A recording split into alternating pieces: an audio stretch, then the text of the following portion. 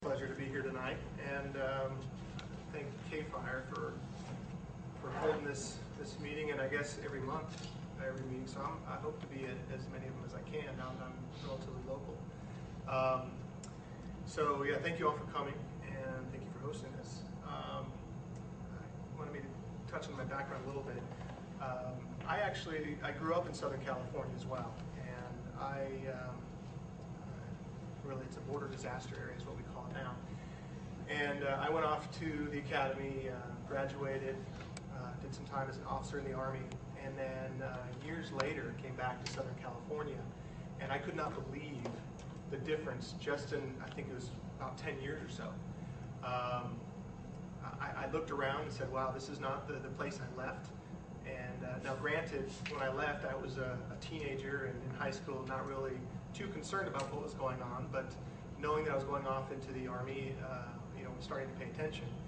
But still, it was a dramatic difference. And so I kind of kept my, I went to work as a consultant at that time, and I kind of kept my ear to the floor and to the news, and just to see what was being done about it. And I was pretty disheartened to find out that nothing was being done, despite all the lawlessness as I saw it.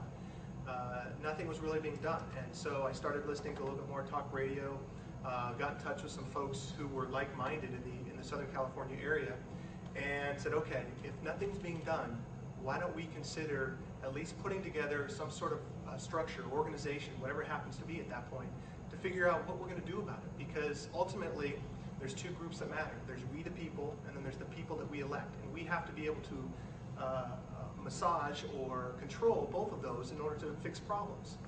So we decided the best way to do that was to put together not necessarily a giant organization, but a coalition, because we anticipated that there was going to be probably people just like us all across the country who were getting fed up. And we may not know them at the time. Perfect example, we got in touch with Doug and KFIRE.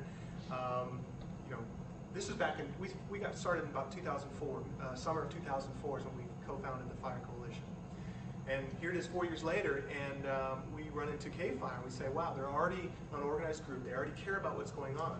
This is exactly what we wanted to happen is, okay, we are in touch with many other organizations across the country.